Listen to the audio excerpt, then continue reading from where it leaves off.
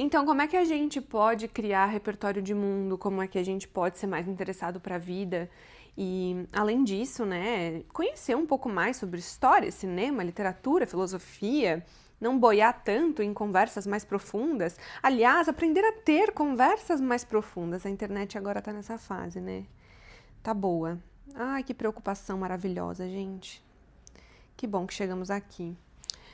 Mas, vamos lá. Sejam bem-vindos a mais um episódio aqui no podcast. Era pra ter começado assim, né? Organizada. Mas eu tava vendo o TikTok e vi isso e falei, a gente vai ter que entrar em outras coisas aqui.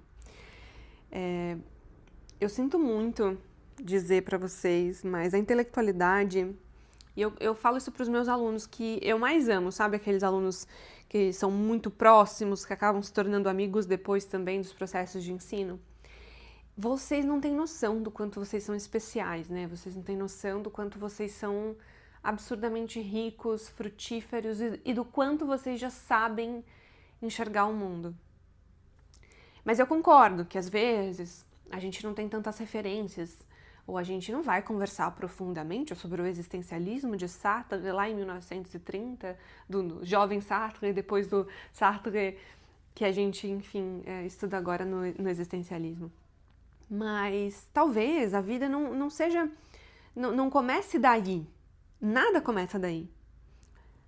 O mundo em que você vive, eu sempre falo isso aqui no podcast sobretudo, né, que a leitura de mundo ela é tão importante quanto a leitura da palavra, e ela precede, né, a leitura da palavra, como já dizia o nosso querido amigo Antônio Cândido, não, Paulo Freire, mas eu quero falar de Antônio Cândido aqui. Pode inclusive usar esse episódio, anotar alguns nomes, eu vou falar aleatoriamente, como sempre, para dar uma pesquisada nesses escritores. Pode fazer uma lista de coisas para estudar, para conhecer, filmes para ver, livros para ler, pode fazer, incrível, coisas da filosofia que eu vou ler. Eu mesma faço isso mensalmente, eu tenho um calendário já desde a minha época de adolescência que eu fazia, esse mês eu vou estudar Van Gogh, no outro mês eu vou estudar Picasso, eu fazia isso quando eu tinha uns 17 anos. E se tornou uma tradição, agora a gente está num ano... Bom, os calendários, eles são infinitos. A gente já está, acho que no 5º ano, cada ano tem um tema, mas esse ano é Ressonâncias do Mundo, História da Arte. Esse mês a gente está estudando a Cúpula da Rocha de Israel. Quando que a gente ia parar para estudar isso, né? Para conhecer. No mês passado, em janeiro, a gente estudou o ex-voto afro-brasileiro, entendendo um pouco mais sobre a cultura também. E assim por diante nesse mês. Mas a gente pode fazer essas listas e pode estudar tudo isso. O problema é que se a gente não aprender a olhar para o outro, se a gente não aprender a ler o mundo, olhar para os nossos pais, ser capaz de absorver o que eles têm para nos dizer. Eu digo pessoas em amor, tá? Não tô falando pessoas problemáticas ou coisas do tipo, assim. Tô falando de quem tem um olhar sincero para a vida, sabe? Eu acho que a coisa mais importante para mim nos últimos tempos foi entender o repertório de mundo que nós carregamos. O nosso infinito particular, como diz a Marisa Monte. O nosso quintal, que é maior que o mundo, como diz o Manuel de Barros. Por exemplo, o meu pai é um homem que não tem estudo. Minha avó não sabia escrever. Meu pai não teve a oportunidade de estudar. Sempre teve que trabalhar. E eles dois foram as pessoas que mais me ensinaram sobre a vida, que mais me deram um repertório de mundo. E nas coisas mais, vamos dizer assim, academicamente, que as pessoas dizem que são as mais pequenas. Só que se não fosse isso, academicamente, eu não teria os olhos de observar a vida. Então, assim, se fala muito dessas listas de coisas para conhecer e vamos fazer, vamos estudar. Mas, meu amor, a sua casa, o seu fértil, as suas impressões sobre o mundo já dizem coisas também. E quando eu vejo esses projetos agora no TikTok, sobretudo, né, desemburrecendo, aprendendo, de verdade, até comento, né, vocês Vocês devem ver, porque algumas meninas já no TikTok falaram que seguem aqui o podcast. Ai, detesto isso, essa barreira, né? Pra mim, nós somos todos uma grande turma de tipo, podcast, não podcast, lugar ou não lugar. Mas eu sinto que às vezes vocês não valorizam nesses discursos o que vocês já conhecem. Você, vou estudar do zero. Vai estudar do zero como se você não é uma esponja. Sabe a esponja da pia que fica suja, esperando aparecer uma água ou um sabão para lavar uma panela? Você não é essa esponja vazia. Você tem coisas aí dentro. Você não tá com plástico e mais nada. Não é só órgão que tem aí dentro. Tem um ser humano. E um ser humano que pensa. Então, quando a gente pensa assim, eu vou estudar arte do zero, para de achar que você não sabe nada.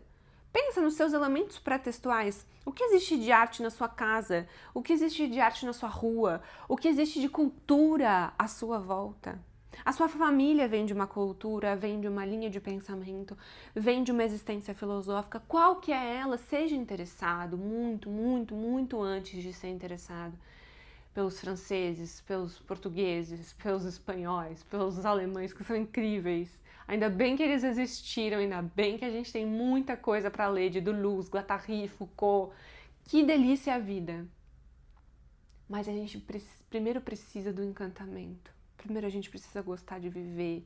Primeiro a gente precisa se interessar pelo mundo. É por isso que os estudos a longo prazo acabam não sendo cotidianos, porque eles entram nessas esferas de produtividade, de neoliberalismo, de lista de tarefas, sabe? Existe uma vida em você já. Eu não sei. Queria gravar sobre isso, gente, do nada, né? Mas não é só ler Agostina Bessa Luiz. Aliás, gente, não, eu não vou conseguir, eu vou ter que falar. Agostina realmente é um laboratório de experiências humanas. Tudo bem que ela se norteia muito por Portugal e fala sobre o povo português, mas até defendo na minha tese que Agostina é completamente universal. São valores humanos absurdos.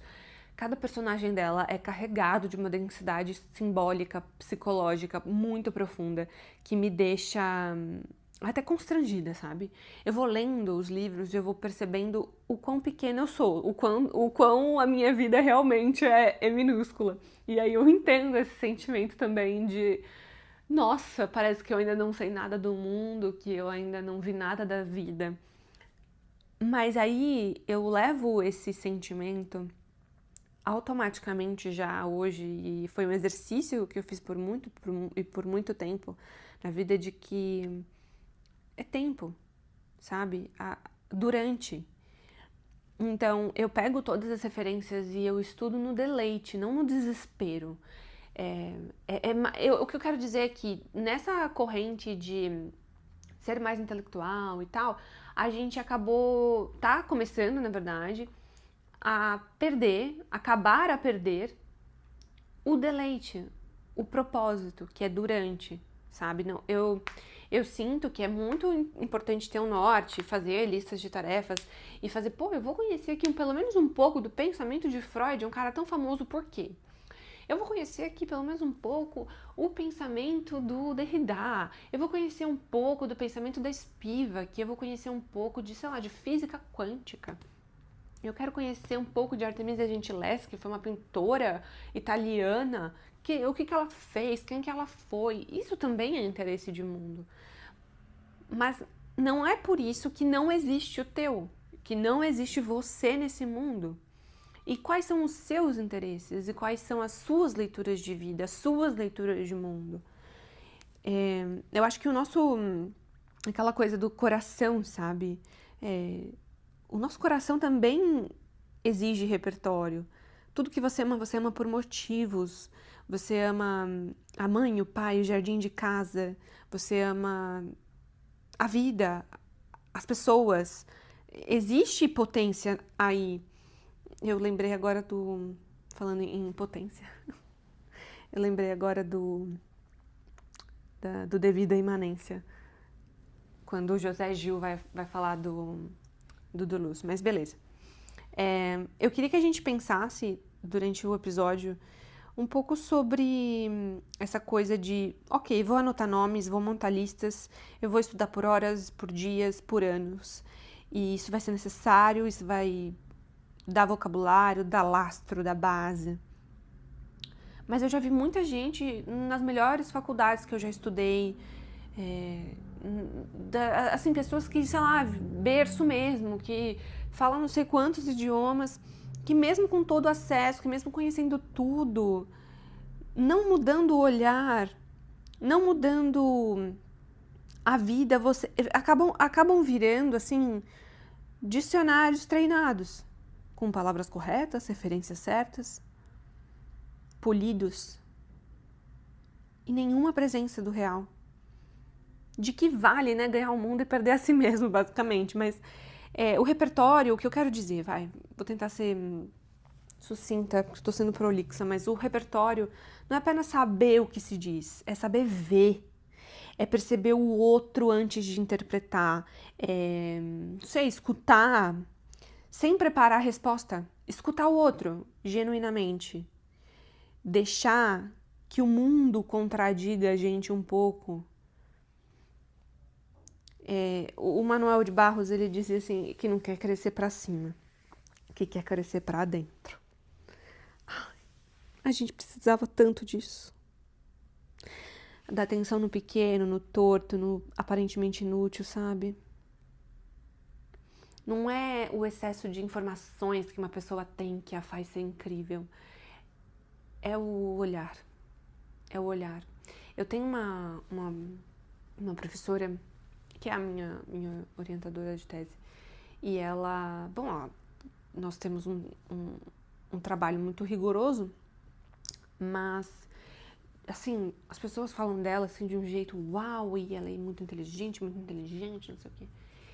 E a coisa que eu mais amo, a coisa que eu mais acho incrível, e eu já percebi que não é só comigo, é com várias e várias outras pessoas também, é que ela é uma pessoa que escuta. Ela é uma pessoa que se interessa genuinamente pelo outro. Eu acho que não importa a teoria que você tenha no mundo, se você não souber fazer isso. Eu queria muito que desse pra pôr isso numa lista de tarefas, sabe? Acho que é isso que eu quero dizer. É muito interessante a gente estudar tantas coisas e fazer essas listas, e elas são maravilhosas, elas são importantíssimas. Mas coloca na lista também não perder o olhar pra vida. Não perder o olhar fora do livro, que é tão importante como dentro do livro. Vou falar do Manuel de Barros de novo. Eu tenho poucas referências, tá? Mas o Manuel de Barros, nesse sentido, pra mim é perfeito, porque ele entende essa coisa do... É que toda vez que eu falo sobre as insignificâncias, eu penso nele, né? Eu penso nesse excesso de explicação que acaba matando a nossa experiência. Acho que é isso. Que a gente nomeia demais, e aí, puf, perdemos. Perdemos o espanto, a alegria, a felicidade, a espontaneidade, porque a gente se preocupa até em tornar aquilo que nos tornaria mais, sei lá, completos, aptos, pensantes, em máquina, em tarefa, em dica, em coisa, em meta. E é óbvio que também vai ser difícil fazer isso genuinamente quando você não tá, sei lá, adaptado a isso. Não sei se é essa a palavra adaptado, mas sei que é mais difícil quando você não tá numa regra ali, né? Quando você não tá num ambiente exposto a isso e você vai ter que fazer esse movimento. Assim como aprender um idioma, né? Mas eu acho que é só uma questão de também não esquecer que enquanto se lê, se escuta, que enquanto se escuta e se fala, também é preciso parar, é também preciso analisar o que não é dito, o que é sentido. Eu acho que como construir repertório de mundo, de vida, a filosofia, a literatura. Mas o repertório é o que a gente carrega, né? É o que entra, é o que fica, é o que exige a presença, o silêncio, o treino. Acho que até uma certa humildade perante o mundo, assim, de que eu não vou aprender para ter o saber, eu vou ver o que eu posso ver nesse minúsculo tempo que eu tenho no planeta Terra, sabe? A gente tem o quê? No máximo 100 anos. Depois acabou, depois, ó, puf, de novo todo mundo, ninguém vai mais estar aqui. Podcast não existe, professora não existe, pesquisadora não existe, nada existe. Então, é tão importante tentar aproveitar esse tempinho aqui, sabe? E eu acho que uma dessas coisas, uma dessas ferramentas hoje em dia é a internet, né? A gente pode se cercar, ou tentar se cercar do idioma que quer aprender, do que quer consumir, do que quer fazer, mas existe muita coisa também no mundo real, eu acho que eu queria falar isso. O que não caberia num Reels do TikTok, nem nada do tipo, mas acho que cabe entre nós, sabe? Eu gosto dessa coisa de não pensar que o saber está lá no futuro, o saber está lá no grau de exigência, na coisa mais complexa, mas na verdade também tá aqui, tá no interior, tá no simples, tá no gesto cotidiano, tá em nós, sabe? Tá no corriqueiro.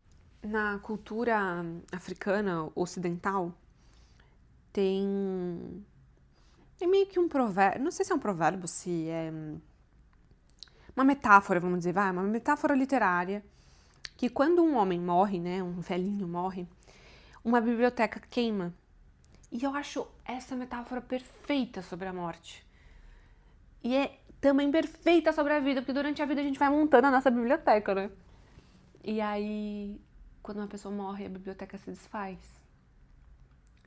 Mas não é só a biblioteca do pensamento, do filosófico, do importante, do intelectual. É também a pessoa, sabe? O ser humano e aquele conhecimento. Não sei, amigas. Tava pensando nisso. Quis gravar um episódio. Eu falei muito sobre essa coisa de repertório no livro também. No É Tempo de Morangos, livro. É muito estranho poder falar isso em voz alta ainda, mas eu vou acostumar com a ideia.